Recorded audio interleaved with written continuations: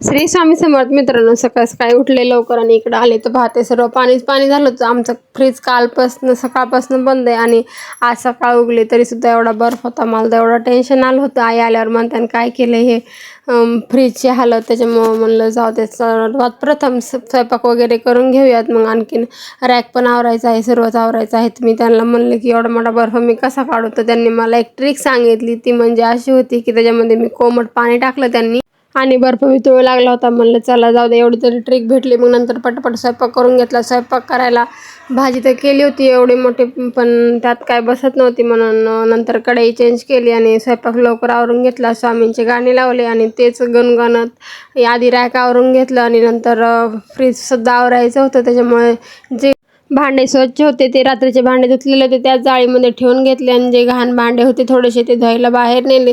इकडं तर सर्व काढून झालं होतं, घासून वगैरे सगळं पुसून वगैरे घेतलं होतं. आता आमच्या दुर्वा मॅडमचं इकडचं काम तिकडे, इकडचं काम तिकडे करायचं चालू होतं. मी लावलेले पेपर काढून टाकत होती, पाण्यात बुचकळून कपडा मारत होती, असं काहीतरी काम चालू होतं. मग तिला ठेवलं बाजूला आणि पटपट काम आवरून घ्यायचं काम. तितक्यात मम्मी आली होती, मग तिला तिकडे घेऊन पाठवलं आणि नंतर आवरायला घेतलं.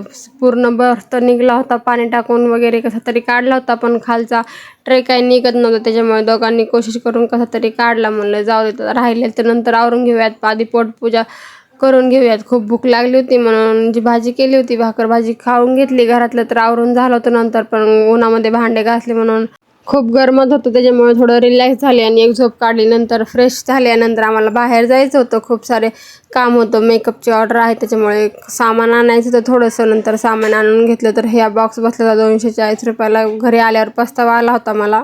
तर असा होता आजचा दिवस. असेच मिनी ब्लॉग पाहण्यासाठी लाईक शेअर सबस्क्राईब करायला विसरू नका.